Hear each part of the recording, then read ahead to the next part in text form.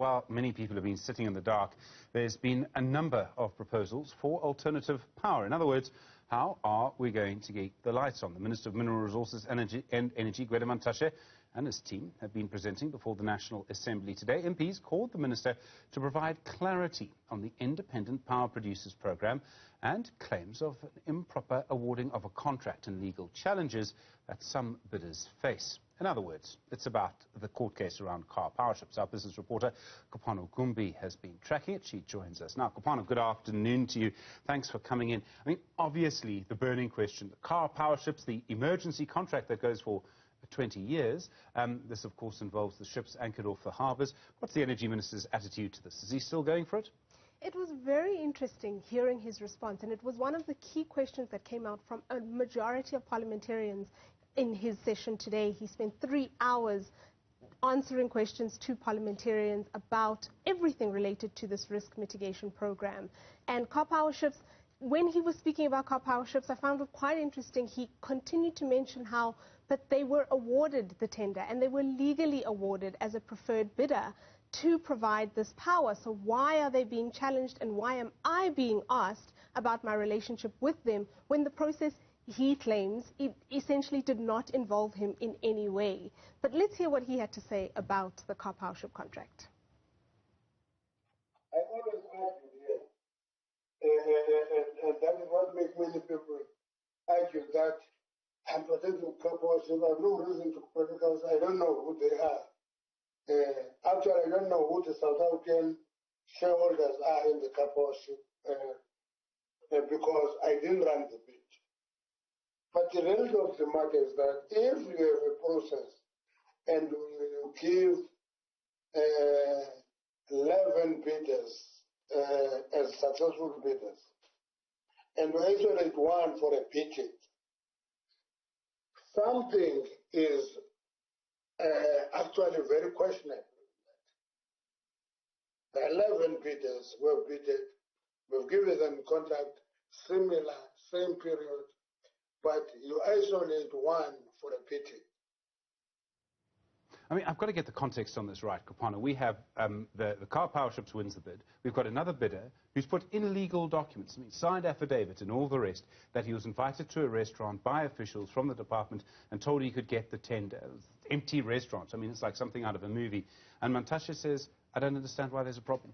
Not only does he say he doesn't understand why it's a problem, he says in this very bite we just heard, he doesn't understand why, or he finds it peculiar that somebody would particularly point out one of the 11 contracts that were handed out through this IPP process, sort of alluding to the DNG Africa's team's legal challenge, saying that, you know, they were supposed to be rightfully awarded the contract. Further on, he continued in his presentation today to Parliament to say that it confuses him that a bidder who lost on purely legal terms would now challenge this matter in court. He feels like instead of challenging the actual case, now you are putting or calling into question the entire bidding process, which he found a bit odd, as he puts it. But his new head of the IPP program, Mr. Bernard Magoro, was also there presenting, and in fact he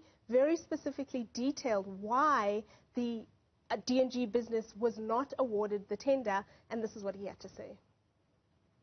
The decision to qualify this particular bidder, again, this is a matter that is before the court, but it's important to highlight that in all our disqualification, as I've mentioned earlier, we allow bidders to confirm that what we are seeing in their bids is correct, and if we are missing anything, they must direct us to where we should find that missing information without supplementing what was submitted on the bid submission date.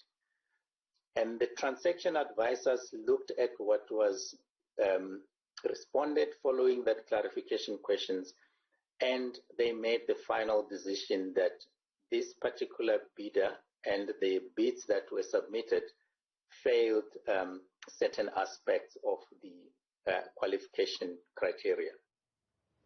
This is one of those stories that's a bit like quantum physics, Kapano, because there's so much going on. There's all the bidders who, in other words, all the people who are supposed to be part of the emergency power contracts, including Karpowerships, have to get financial close.